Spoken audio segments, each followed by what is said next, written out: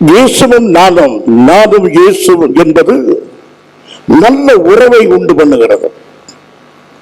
இந்த நல்ல உறவு உண்டான பிறகு இயேசு பேசுவதை நாம் விருப்பத்தோடு கேட்கிறோம். ஆண்டவர் சொல்வதை விருப்பத்தோடு கேட்க வேண்டும் என்றால் நமக்கும் அவருக்கும் மத்தியிலே உறவு வேண்டும். உறவு இல்லாமல் ஒருவருடைய பேச்சு நமக்கு விளங்காது. குளம் இறுதி யாழ் இறுதி என்பர் தம் மக்கள் மனதை சொல் அறியாதவர், மனதை சொல் கேளாதவர். பிள்ளைகளுடைய சத்தத்தை அறிந்து பழகாதவர்கள் தான் குழல் இறுதி யாழ் இறுதி என்று சொல்வார்கள். குழந்தையுடைய சத்தம் அவ்வளவு இனிமையாக இருக்கிறது என்று பெற்றோர்கள் பிள்ளைகளை வாரி அணைத்து அவருடைய பேச்சில் மகிழ்கிறார்கள். காலம் செல்ல செல்ல கத்தாதே, உன் பேச்சை எனக்கு பிடிக்கவில்லை, இவ்விதமாக பிள்ளைகளை வெறுத்து தள்ளுகிறார்கள். உறவு முறிந்து விடுகிறது. எங்கெல்லாம் உறவு முறிகிறதோ அங்கு பேச்சு விளங்காது. கணவன் சொல்வது மனைவிக்கு இனிமையாக இருந்தது, இன்றைக்கு கசப்பாக இருக்கிறது. மனைவி சொல்வது கணவனுக்கு இன்றைக்கு வெறுப்பாக இருக்கிறது. காரணம் என்ன? உறவுகள் முறிந்து விட்டன. உறவுகள் முறிந்த பிறகு பேச்சு பிடிக்காது. ஆனா இயேசு கிறிஸ்து பேசும்போது மார்க்கு சுவிசேஷம் 12:37 கடைசி பகுதி வாசியுங்கள். அநேக ஜனங்கள் அவருடைய உபதேசத்தை விருப்பத்தோடு கேட்டார்கள். அவருடைய உபதேசத்தை விருப்பத்தோடு கேட்டார்கள். ஆவலாய் வாஞ்சையாய் கேட்கிறார்கள். அருமையானவர்களே, என்னுடைய பிரசங்கத்தையும் அநேக வாஞ்சையாய் கேட்கிறார்கள். சிலர் துக்கத்தோடு கேட்கிறார்கள், சிலர் தூக்கத்தோடு கேட்கிறார்கள், பலர் பலவிதமாக இந்த பிரசங்கத்தை நீங்கள் கேட்கிறீர்கள்.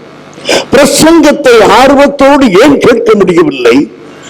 போதகருக்கு நமக்கு உறவு சரியில்லை.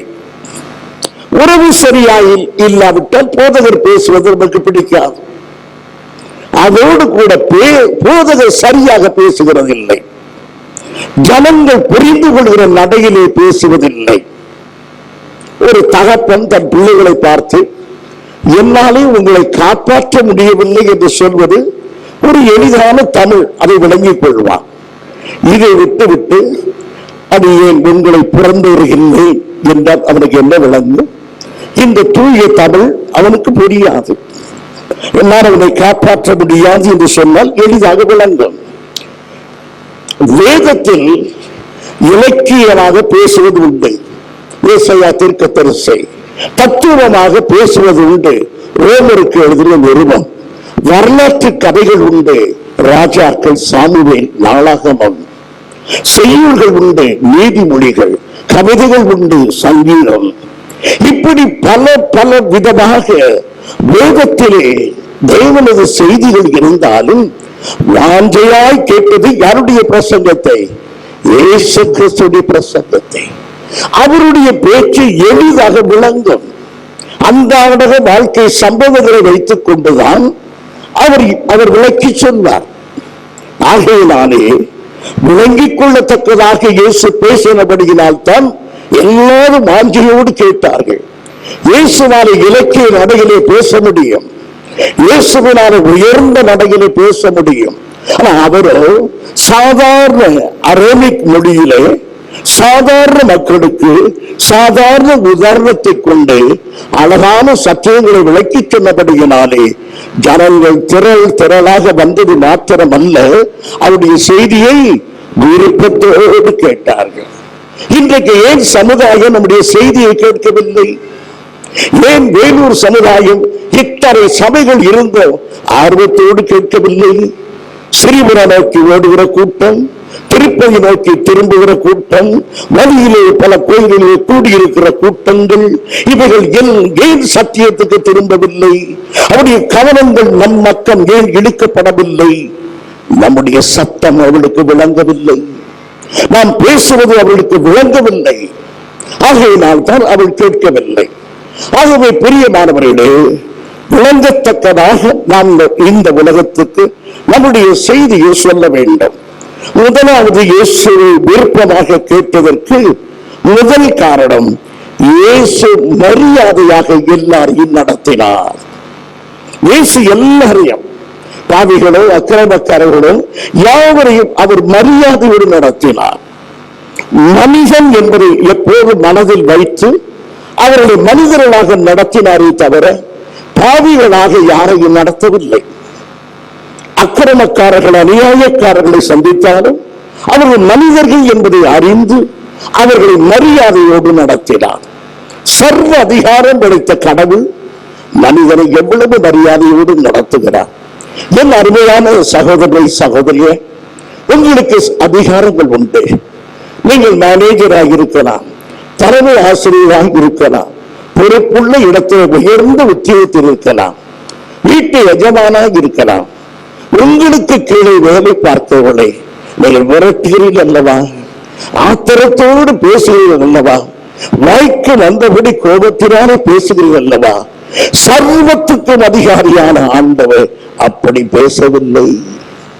அவர் நிதானமாக பேசுகிறார், மரியாதையாக பேசுகிறார், நம்மை மதித்து பேசுகிறார். ஆம் பிரியமானவர்களே, ஒரு நாள் நமது ஆண்டவர் தெருவிலே போய் கொண்டிருக்கிறார். வேத பாரகரும் பரிசேயரும் ஆண்டவரிடத்தில் ஓடி வருகிறார்கள். பரிசேயர் ஆண்டவரிடத்தில் என்ன கேட்க வேண்டும்? ஆண்டவரே, பலி இல்லாமல் ரட்சிப்பு என்று பேசுகிறீரே, இந்த மிருகத்தை பலி இல்லாமல் நமக்கு ரட்சிப்பு வருமா? வேத பாரகர் எதை கேட்க வேண்டும்? இந்த வசனத்துக்கு என்ன அர்த்தம்? எலியா முந்தி வர வேண்டும் என்று சொல்லப்பட்டிருக்கிறது. அந்த எலியா யார்? இப்படித்தானே அவள் கேட்க வேண்டும். அதெல்லாம் அவள் கேட்கவில்லை. விபச்சாரத்தில் கையும் மெய்யுமாக பிடித்த ஒரு பெண்ணை கொண்டு வந்து நிறுத்தி இவளை குறித்து மோசே இப்படி சொல்லி இருக்கிறார், இவளை குறித்து மோசே இப்படி சொல்லி இருக்கிறார்.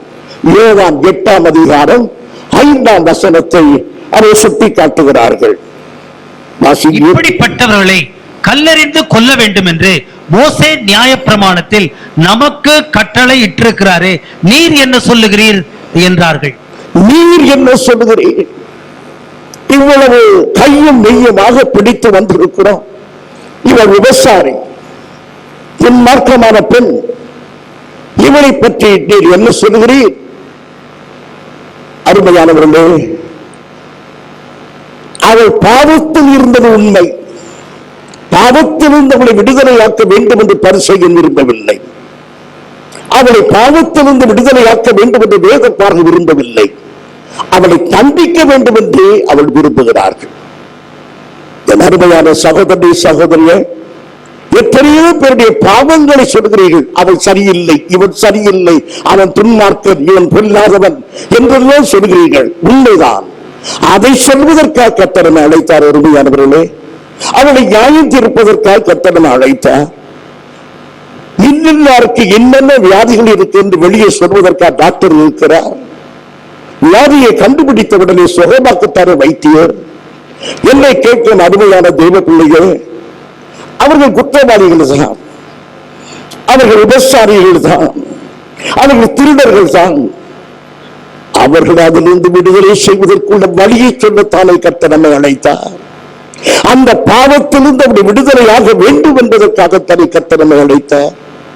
அதை விட்டுவிட்டு திரும்ப திரும்ப நீ பொல்லாதவள், நீ அக்கிரமக்காரி, நீ அநியாயம் செய்கிறவள் என்று சொல்லிக்கொண்டே கிறிஸ்தவ மார்க்கம் இருக்குமானால், கிறிஸ்தவ பிரசங்க மேடைகள் இவ்விதமாகவே தொடர்ந்து அவளை காயப்படுத்திக் கொண்டு இருக்குமானால் யார் ரட்சிக்கப்படுவார்கள்?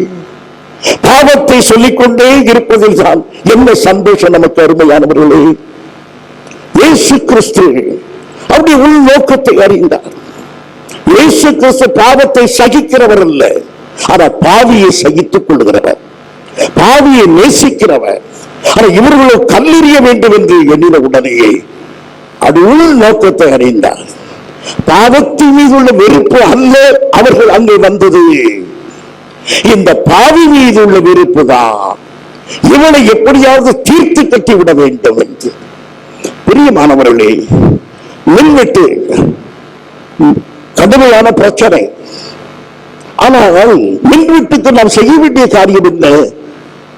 எப்படியாவது இந்த அரசை கீழே இறக்கி விடுவதற்கு பயன்படுத்துகிற ஒரு கருவி அல்ல இந்த பிரச்சனை. அரசுக்கு எப்படி உதவி செய்யலாம்?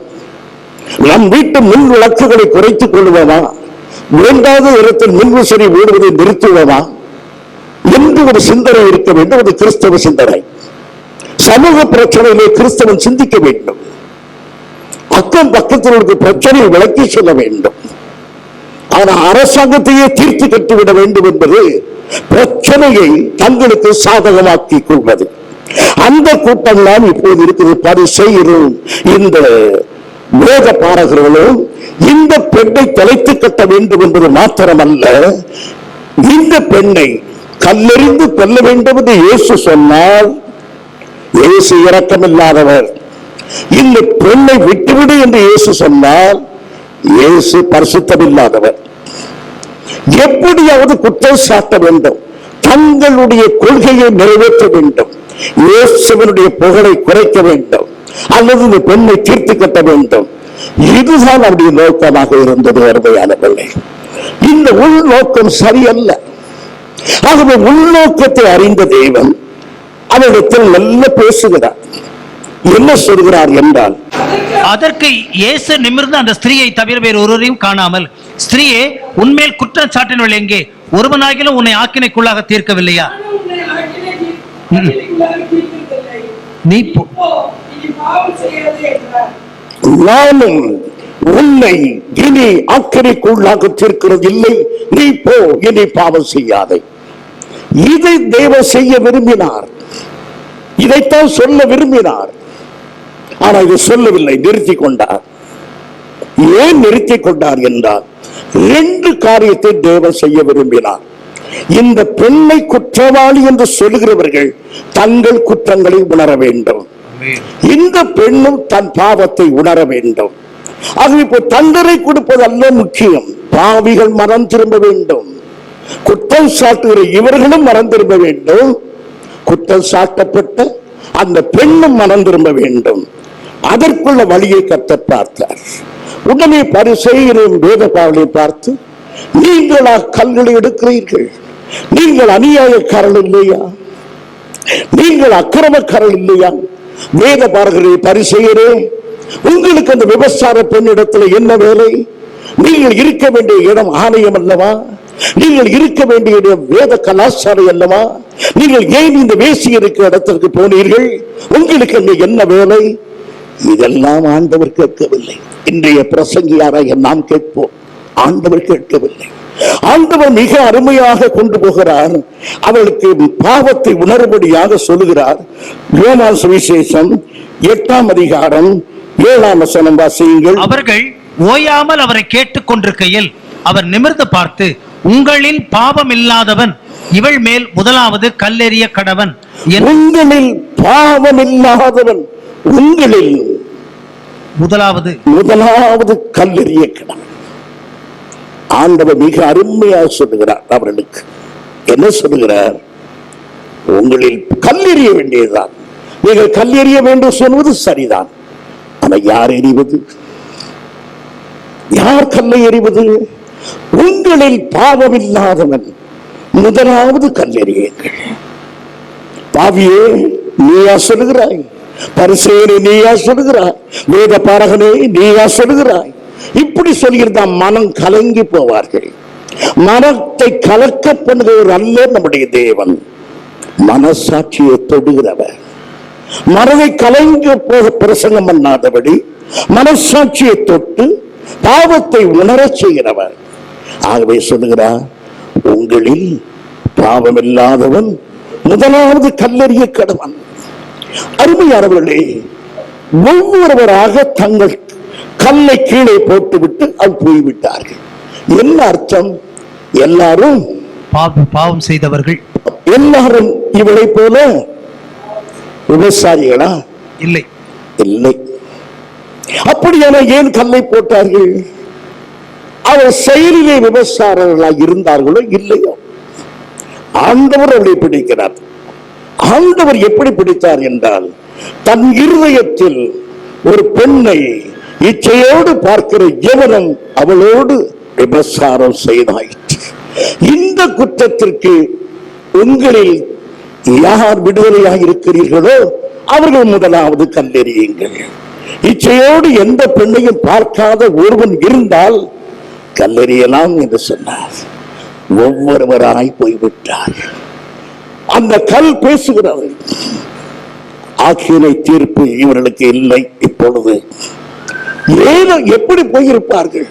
பாவத்தை உணர்ந்தவர்களாய் நாமும் இப்படி பாவம் செய்திருக்கிறோமே என்ற பாவ உணர்விலே போனார்கள். அடுத்து அவர்கள் பாவ மன்னிப்புக்கு வர வேண்டும். ஆண்டவர் செயலை பார்க்கிறது மாத்திரமல்ல, எதை பார்க்கிறவர்? நோக்கத்தை பார்க்கிறார், சிந்தனையை பார்க்கிறவர். ரஷ்யா நாட்டிலே ஒரு செல்வந்தரான ஒரு டாக்டர் இருந்தார். அந்த டாக்டர் ஒரு நாள் இரவு படுத்திருக்கிறார். அந்த வீட்டை கொள்ளையடிக்கும்படியாக ஒரு திருடன் வருகிறான். உள்ளே வந்து தூங்கிக் கொண்டிருக்கிற டாக்டரை கத்தியினாலே குத்துகிறான்.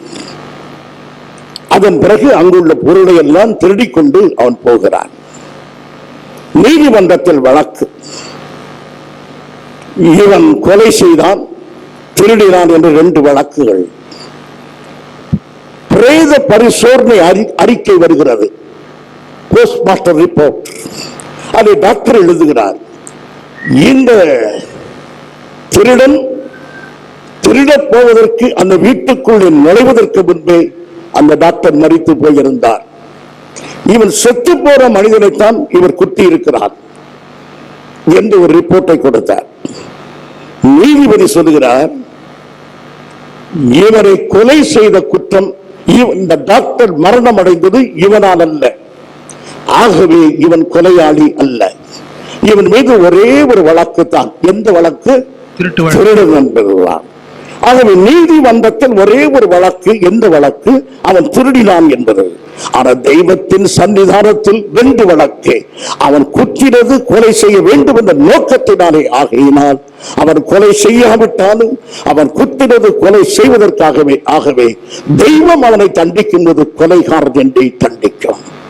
ஆகையினால் நம்முடைய சிந்தனைக்கும் தண்டனை உண்டு, நம்முடைய நோக்கங்களையும் கர்த்தர் பார்க்கிறார். ஆகையினால் இங்கு சிந்தனையிலே அவர்கள் பாவம் செய்தபடியினாலே அவர்களுக்கு அதை முதலாவது உணர்த்துகிறார். அருமையான பிள்ளை, மனசாட்சியில் கடிந்து கொள்ளப்பட்டு ஒவ்வொரு 9ஆம் வசனத்தை வாசியுங்கள். அவர்கள் அதை கேட்டு தங்கள் மனசாட்சியினால் கடிந்து கொள்ளப்பட்டு பெரியோர் முதல் சிறியோர் வரைக்கும் ஒவ்வொருவராய் போய்விட்டார்கள். ஒவ்வொருவராய் போய்விட்டார். மனசாட்சியை கர்த்தர் தொடுகிறவர். பிரியமானவர்களே, நீங்களும் மற்றவருடைய பாவத்தை உணர்த்தும் போது மனசாட்சியை தொட்டு பேசுங்கள். கடினமான வார்த்தைகளினாலே பாவத்தை சொல்லாதீர்கள். ரட்சிக்கப்படவில்லை என்பதற்காகவோ, ரட்சிக்கப்பட்ட நிலைமையில் தொடர்ந்து அவள் இல்லை என்பதற்காகவோ கடினமாக பேசாதீர்கள். நீ ஞானஸ்நானம் பெற்ற லட்சணம் இதுதானா? நீ வேதத்தை வாசித்த லட்சணம் இதுதானா? நீயும் கிறிஸ்தவ பெண்ணா? நீயும் கிறிஸ்தவளா? அப்படி சொல்லாதீர்கள். அருமையானவர்களே, ஆண்டவர் அருமையாக பேசுகிறவர், இனிமையாக பேசுகிறவர், பாவத்தை உணர்த்தி காட்டுகிறவர். ஆகையினாலே நமக்கும் மரியாதையோடு மற்றவரோடு பேசக்கூடிய மனப்பக்குவம் வேண்டும். ஆண்டவர் அந்த பரிசேயரும் வேத பாரகத்திலும் மிக மரியாதையாகத்தான் நடத்தினார். அந்த பொல்லாத பெண் என்று நாம் எண்ணுகிற அந்த பெண்ணையும் நீ போ, இனி பாவம் செய்யாதே என்றார். அவருடைய பாவத்தையும் விடவில்லை, ஒரு தீர்மானத்துக்குள்ளே கொண்டு வருகிறார். என்னை கேட்கும் அருமையான சகோதரனே, சகோதரியா, இந்நாள் வரையிலே பாவத்திலேயே நீடிப்பீர்களானால், பொய் சொல்வதிலும் பிறரை பற்றி பேசுவதிலும் வேத கட்டளைக்கு மீறி நடப்பதுமாக இருக்குமானால், என் சபையே இனி பாவம் செய்யாதே. இந்த நாளிலே ஒரு ஆழமான தீர்மானத்துக்கு வந்து விடுங்கள். எது உங்கள் பலவீனமோ அதிலிருந்து விடுதலை பெற பிரயாசப்படுங்கள். முன் கோபமா? இனி நான் கோபப்பட மாட்டேன் தீர்மானம் செய்யுங்கள். பொய் சொல்வது சாதாரண பழக்கமாக இருக்கிறதா? இனி நான் பொய் சொல்ல மாட்டேன் என்று ஆண்டவரை பார்த்து சொல்லுங்கள். அவர் உங்கள் தீர்மானங்களை கிருபையினால் தாங்குவார். அருமையானவர்களே, ஆகையினால் ஆண்டவர் மிக அருமையாக அவளுக்கு பேசுகிறார். அருமையானவர்களே, அடுத்ததாக அவர் பேச விரும்புவது, தெளிவாக பேச விரும்புகிறார். எதையும் தெளிவாக எளிதில் விளங்கக்கூடிய விதமாக அவர் பேசுவார். பிரியமானவர்களே, எக்காலம் விளங்காத சத்தமிட்டால் யார் யுத்தத்துக்கு ஆயத்தமாவா? ஆண்டவர் அருமையாக சொல்லுகிறார், ஒரு பணக்காரன் ஐஸ்வர்யவான் பரலோக ராஜ்யத்துக்கு வரமாட்டான், பொருளாசைக்காரன் பரலோக ராஜ்யத்துக்கு வரமாட்டான். இதை சொல்ல விரும்புகிறார் ஆண்டவர். ஆண்டவர் இந்த கருத்தை சொல்லுகிறார். மத்திய சுவிசேஷம் 19ஆம் அதிகாரம் 24ஆம் வசனம். மேலும் ஐஸ்வர்யவான் தேவனுடைய ராஜ்யத்தில் பிரவேசிப்பதை பார்க்கிலும் ஒட்டகமானது ஊசியின் காதிலே நுழைவது எளிதா இருக்கும் என்று உங்களுக்கு சொல்லுகிறேன் என்றார். ஆண்டவர் சொல்லுகிறார், ஊசியின் காதில் ஒட்டகம் நுழைவது எளிதா இருக்கும். இப்படி நம் ஊர்ல ஒருத்தர் பிரசங்கம் பண்ணுனா நமக்கு அது எளிதா இருக்குமா கேட்கிறதுக்கு? ஊசி காதுல எப்படி ஒட்டகம் நுழையும்? ஆனா அந்த நாட்டு சூழ்நிலைக்கு பேசுகிறார். எருசலேமிலே நகரத்தை சுற்றிலும் பெரிய கோட்டை சுவர், அந்த கோட்டை சுவரிலே ஒரு பெரிய கேட். இந்த கேட் ஆனது முக்கியமான நாட்களில் அடைபட்டிருக்கும். அப்போது ஜாமான்கள் ஏற்றி வருகிற ஒட்டகம், சரக்குகளை ஏற்றி வருகிற ஒட்டகம் அந்த வாசல் அண்டை வந்து நின்றுவிடும்.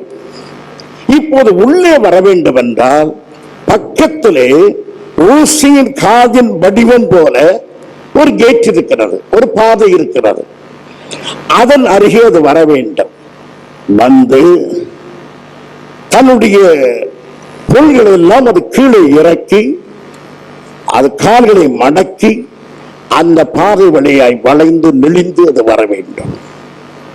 இப்படி வருவது ஒட்டகத்துக்கு கஷ்டம்தான்.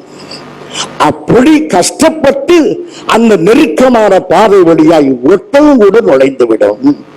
ஆனா ஐஸ்வர்யவான் எங்கு வரமாட்டான், வரமாட்டான். என்ன சொல்லுகிறார்? ஒட்டகம் செய்தது வேலை என்ன? தன்னுடைய பொருளை எல்லாம் கீழே இறக்கி வைத்தது. பொருளாசையை மனிதன் விடமாட்டான். பொருளாசையை சுமக்கிறவன். ஒட்டகம் பணிகிறது. இவன் முழங்காலை தாழ்த்தாதவன், ஜெபிக்காதவன், தாழ்மை இல்லாதவன். ஆகவே இவன் பரலோகத்துக்கு வரமாட்டான் என்று சொல்வதற்கு மிக எளிய உதாரணத்தை சொல்லி கர்த்தர் விளங்க பண்ணினார். பிரியமானவர்களே, இயேசுவை பற்றி நீங்கள் விளக்கி சொல்லுகிறீர்களா? சிலுவையினாலே என்ன ரட்சிப்பு என்று கேட்டால் உங்க சொல்ல தெரியுமா? இயேசு சிலுவையிலே எனக்காக மரித்தார் சொல்கிறீர்களே, அது எப்படி என்று கேட்டால் சொல்ல தெரியுமா? இவ்வளவுதான் தெரியும். நம்பினா நம்பு, நம்பாட்டப்போ. என் அருமையான சகோதரனே, சகோதரியே, ஆண்டவர் மிக எளிய உதாரணத்தோடு விளங்க பண்ணினார். பாருங்கள், நீங்கள் ஏன் எங்களை வந்து தொந்தரவு பண்ணுகிறீர்கள் என்று கேட்கிறார். உங்கள் வேலையை நீங்கள் பார்க்க வேண்டியதான எங்க வீட்டை தட்டி என் இயேசுவை பற்றி சொல்லுகிறீர்கள் என்று வேதம் சொல்லுகிறது. காணாமல் போன ஆட்டை யார்தான் தேட வேண்டும்? மெய்ப்பன் தேட வேண்டும். ஆகையினாலே கிறிஸ்துவனை வராதவர்கள் அவர்களாக வரமாட்டார்கள். நான் தான் தேடி போக வேண்டும். சபைக்கு வரமாட்டார்கள். நான் எத்தனையோ முறை சபைக்கு கூப்பிட்டேன், அந்த இந்துமதி வரவே இல்லை. அந்த பரமேஸ்வரன் அந்த பக்கமே பார்க்கவில்லை, வரமாட்டான். நீங்கள் தான் அவன் வீட்டுக்கு தேடி போக வேண்டும். நீங்கள் தான் அவனை தேடி போக வேண்டும். அருமையானவர்களே, ஆகவேதான் இயேசு சொன்னார், காணாமல் போன ஆட்டை மேய்ப்பன் தேடி போனான். அதன் பிறகு காணாமல் போன காசு. அது என்ன? கிறிஸ்தவராய் இருக்கிற நாம் சமாதானத்தை இழந்து விடுகிறோம், சந்தோஷத்தை இழந்து விடுகிறோம், பரிசுத்தத்தை இழந்து விடுகிறோம். அதை நாம் தேட வேண்டும். அதை நாம தேட வேண்டும். எப்படி தேட வேண்டும்? விளக்கை ஏற்றுங்கள். விளக்கு என்றால் என்ன? சத்திய வேதமே விளக்கு. என் சந்தோஷத்தை நான் எப்படி இழந்தேன் என்பதை வேத வசனத்தை வைத்து கண்டுபிடியுங்கள். வேத வசனம் என்ன சந்தோஷமாய் இருப்பதற்கு வேதம் என்னென்ன வழிகளை சொல்லுகிறது, சமாதானமாய் இருப்பதற்கு என் வேதம் என்னென்ன சொல்லுகிறது என்பதை விளக்க ஏற்றி உங்கள் சமாதானத்தை, உங்கள் சந்தோஷத்தை நீங்கள் எப்படி இழந்து போனீர்கள் என்று கண்டுபிடியுங்கள். ஒருவேளை அந்த காசை தூசியோ வேறு எதுவோ மூடி இருந்தால் துடைப்பத்தினாலே அவள் பெருக்கி அந்த இடத்தை சுத்தமாக்குவது போல நீங்களும் உங்கள் மனதிலே படிந்திருக்கிற கவலையான எண்ணங்கள், கரைவட்ட எண்ணங்கள், சந்தேக எண்ணங்கள் எல்லாவற்றையும் தள்ளிவிட்டு சத்திய வேத வெளிச்சத்திலே பாருங்கள். உங்கள் சமாதானத்தை கண்டடைவீர்கள், உங்கள் சந்தோஷத்தை திரும்ப பெற்றுக் கொள்வீர்கள். அருமையானவர்களே, இதைத்தான் ஆண்டவர் கற்றுக் கொடுத்தார்.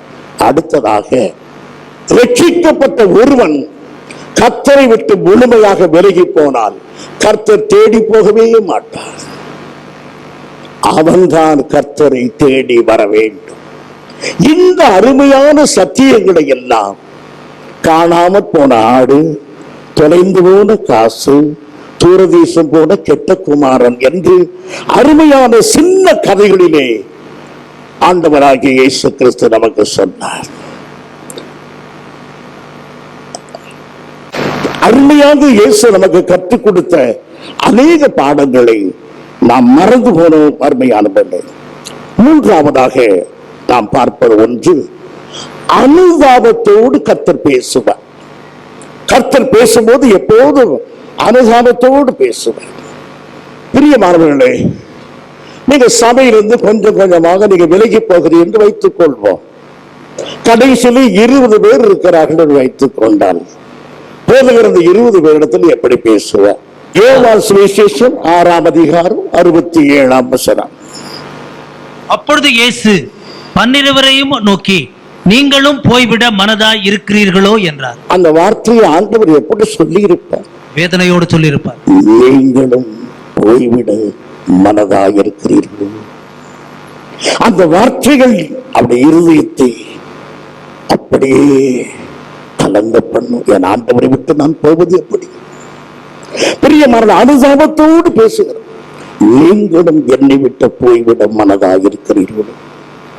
பிரியமானவர்களே, இந்த பச்சாதாபத்தோடு நீங்கள் பேசுகிறீர்களா? பாவிகள் என்று அவர்கள் பாவ வழியில் இருக்கலாம், தேவனை விட்டு தூரமாய் விலகி இருக்கலாம். ஆனாலும் பச்சாதாபத்தோடு, அனுதாபத்தோடு நீங்கள் பேசுகிறீர்களா? என்னுடைய அம்மா என்னிடத்தில் கேட்பது எப்போது நான் முரட்டுத்தனமாக நடப்பேன். என் தாய் எனக்கு சொல்வது வார்த்தை, எவ்வளவு காலம் மகனே, எவ்வளவு காலம் மகனே. என் அருமையான சபையே,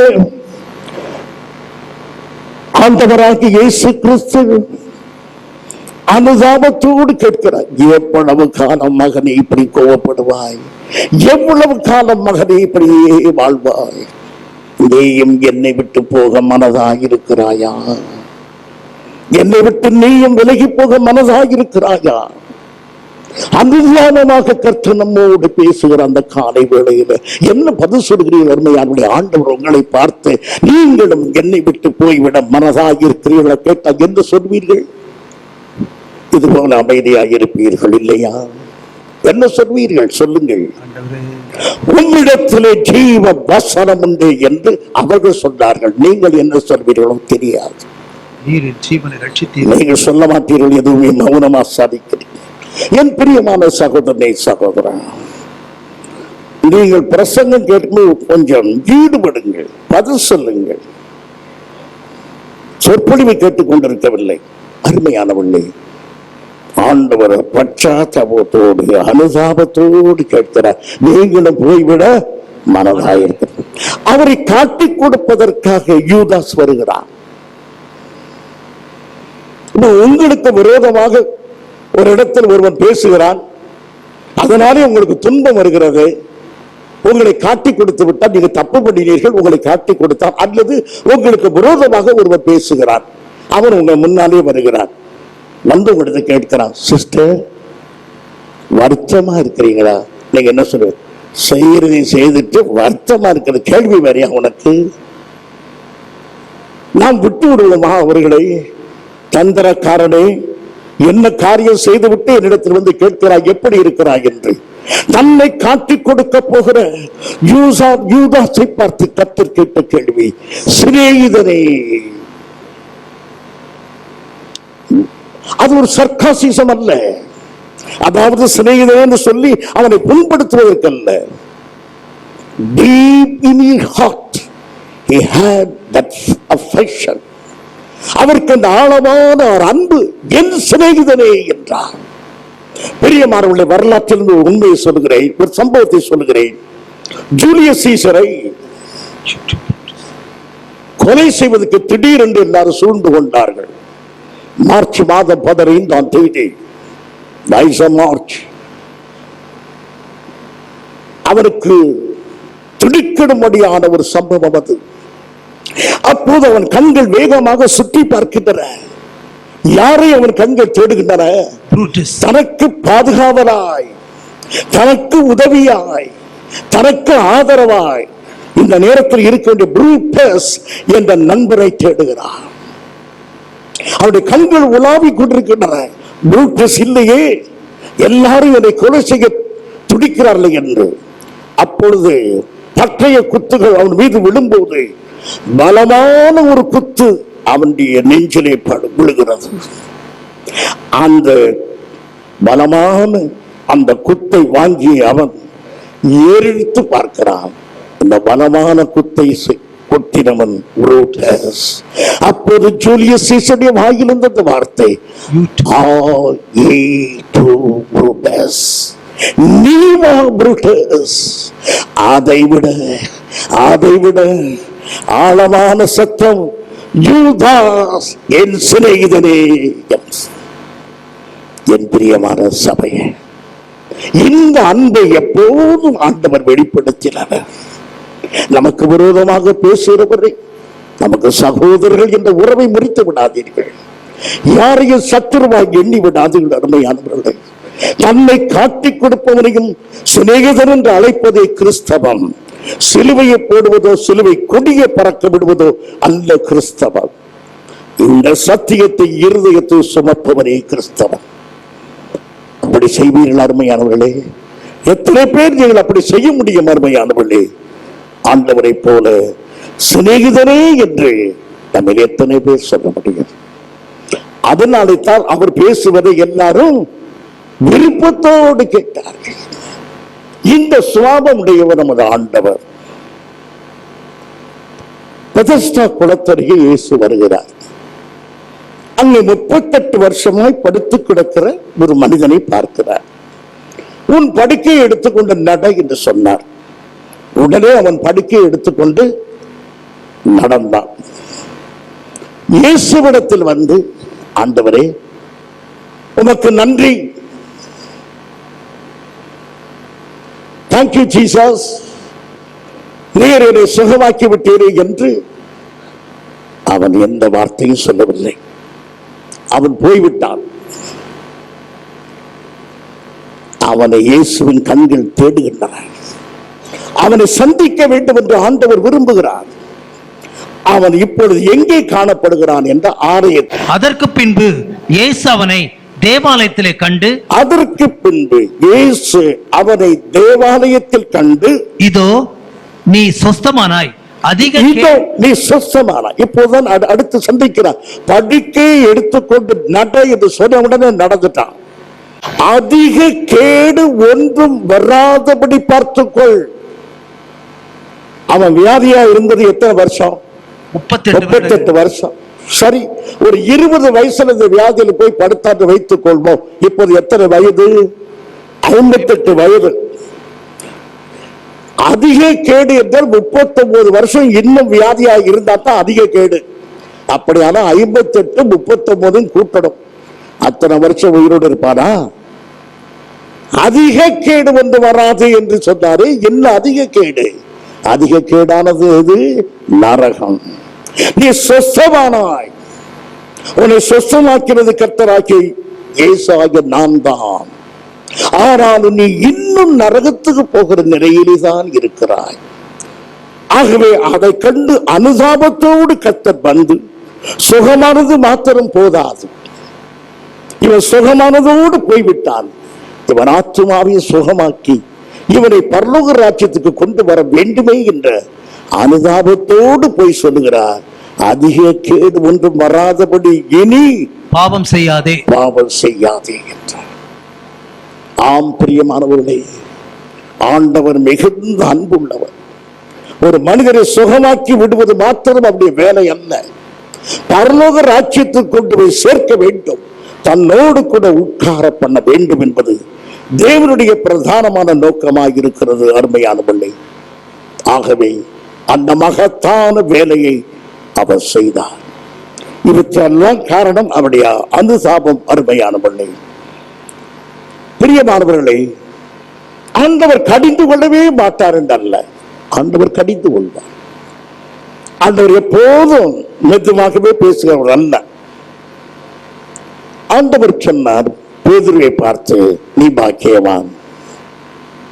பிரியமானவர்களே, அது போன வாரமே பார்த்தோம். ஆண்டவர் கேட்கிறார், என்னை பற்றி எல்லாரும் என்ன சொல்கிறார்கள் என்று. உடனே அவர்கள் எல்லாம் சொன்னார்கள், அப்படி சொல்கிறார்கள், இப்படி சொல்கிறார்கள், இப்படி சொல்கிறார்கள் என்று. நீங்கள் என்ன சொல்கிறீர்கள் என்றார். பிரியமானவர்களே, உலகத்திலேயே யாருக்கு மதிப்பென்றால் தான் வாய் திறந்து ஒன்று சொல்லக்கூடாது.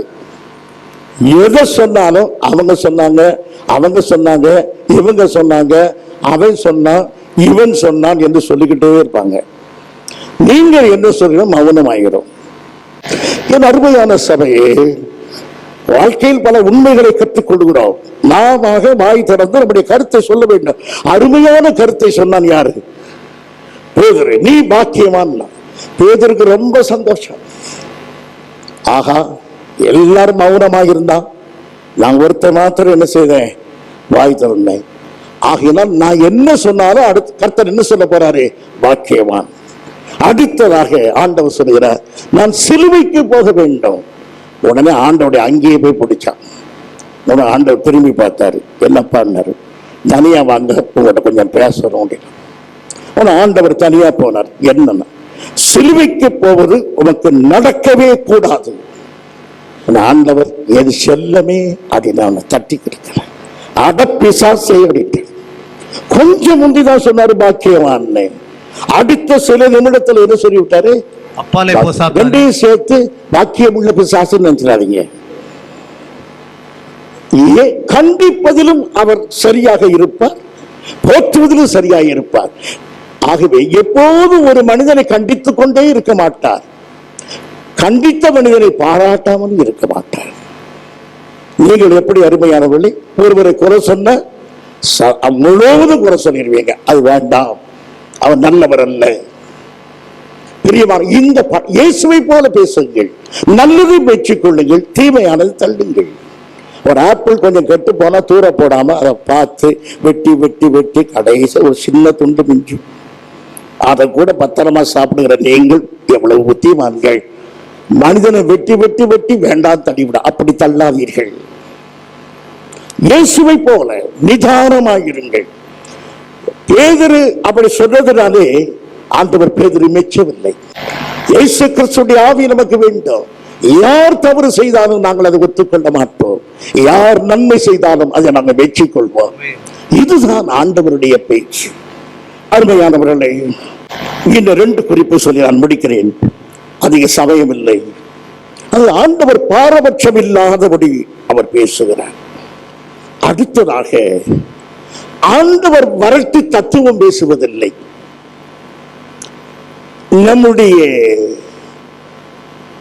தேவைகளை சந்திக்க ஆண்டவர் பேசுவார். என் ஆவிக்குரிய தேவையை, என் சரீர தேவையை அவர் சந்திப்பார். போன வாரம் ஒரு சகோதரி தன்னுடைய, அதற்காகத்தான் நீங்க சபைக்கு வந்தீர்கள். இந்த சபையில் வந்தால் உங்கள் ஆவிக்குரிய சரீர தேவைகள் சந்திக்கப்பட வேண்டும். வீண் வார்த்தைகளை கேட்டு போவதற்காக வரவில்லை. அவைகள் உங்கள் தேவைகளை சந்திக்காவிட்டால் அது வீண் வார்த்தைகள். ஒரு நாள் நான் பிரசங்கம் பண்ணும்போது இந்த 4வது வரிசையில ஒரு சகோதரி உட்கார்ந்திருந்தாள். ஆண்டவர் சொன்னார், உனக்கு கெடுதி ஒன்று செய்யாதே மகளே என்று.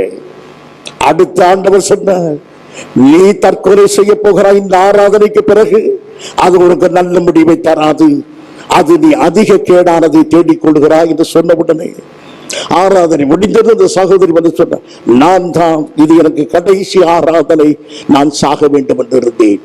அவள் இன்றைக்கு ஜீவிக்க காரணம் தெய்வ சமூகத்துக்கு அவள் வந்ததினாலே, தேவனுடைய வார்த்தையை அவள் கேட்டதினாலே. இது பொழுதுபோக்கு இடமல்ல, இது ஜீவனுள்ள வார்த்தைகள் சொல்லப்படும் இடம். இந்த வார்த்தைகள் ஜெயிக்கும், இந்த வார்த்தைகள் உங்கள் வாழ்க்கையை மாற்றும். அப்படிப்பட்ட வார்த்தைகளை தான் இயேசு கிறிஸ்து பேசினார். இதை மாத்திரம் பார்த்து முடிப்போம். லூக்கா சுவிசேஷம் 5ஆம் அதிகாரம் 1ஆம் வசனம். லூக்கா 5:1. பின்பு அவர் கெனசரேத்து கடல் அருகே நின்றபோது திரளான ஜனங்கள் தேவ வசனத்தை கேட்கும்படி அவரிடத்தில் நெருங்கினார்கள். அருமையானவர்களே, வேத வசனத்தை கேட்கும்படி நெருங்கினார்கள். வேத வசனம் பிரயோஜனம் உள்ளது என்பதற்காக மீன் விற்கிற இடத்திலே போய் அவள் நிற்கிறார்கள். நிறைய பேர் மீன் வாங்க வரவில்லை. எதை வாங்க வந்தார்கள்? ஜீவ வார்த்தைகளை வாங்க வந்தார்கள். மீன் அந்த உணவை விட ஜீவ வார்த்தைகள் வேண்டும் என்று நெருக்கினார்கள். அருமையானவர்களே, அதை கொடுக்கும்படியாக ஆண்டவர் அவர்களுக்கு அந்த வசனத்தை கொடுப்பதற்காக பேதுருவிடத்தில் ஒரு படகை கடன் வாங்கினார். அப்படி வசனத்துக்காக தன்னுடைய படகை கொடுத்தார். ஏராளமான மீன்களை கொடுத்து கர்த்தர் அவரை ஆசீர்வதித்தார். வாடகை கொடுத்தார். அந்த படகிலே கொஞ்ச நேரம் உட்கார்ந்து வசனம் பேசினதற்கு வாடகை கொடுத்தார். எந்த வாடகை? இரவெல்லாம் பாடுபட்டால் என்ன கிடைக்குமோ அதை விட பல மடங்கு கொஞ்ச நேரம் அந்த படகை வாடகைக்கு கொடுத்ததுனாலே. என் அருமையான சகோதரி சகோதரியே, உங்க கொஞ்ச நேரத்தை வேதவசனத்தை கேட்கவும், வேதவசனத்தை பயிற்சிக்கவும், வேதவசனத்தை சொல்லவும் இந்த நேரத்தை கர்த்தருக்கு கொடுத்திருக்கிறீர்கள். கர்த்தர் நிச்சயமாக உங்களை ஆசீர்வதிப்பார். ஹல்லேலூயா. இந்த நேரம் வீண் போவதில்லை. இந்த நேரத்தில் தேவன் உங்களோடு பேசின வார்த்தைகள் எல்லாம் ஆவென்றும் ஆமென் என்றும் இருக்கின்றன. நிச்சயமாகவே உங்கள் வாழ்க்கையில் அவளை நிறைவேற்றுவார். பிரியமானவர்களே, அவருடைய தோல்வியை கர்த்தர் வெற்றியாக மாற்றினார். கொஞ்ச நேரம் வேத வசனத்துக்காக அவர்கள் தங்கள் படகை கொடுத்தார்கள். உங்கள் வாழ்க்கை படகை நீங்கள் சற்று நேரம் கர்த்தருக்கு கொடுத்திருக்கிறீர்கள்.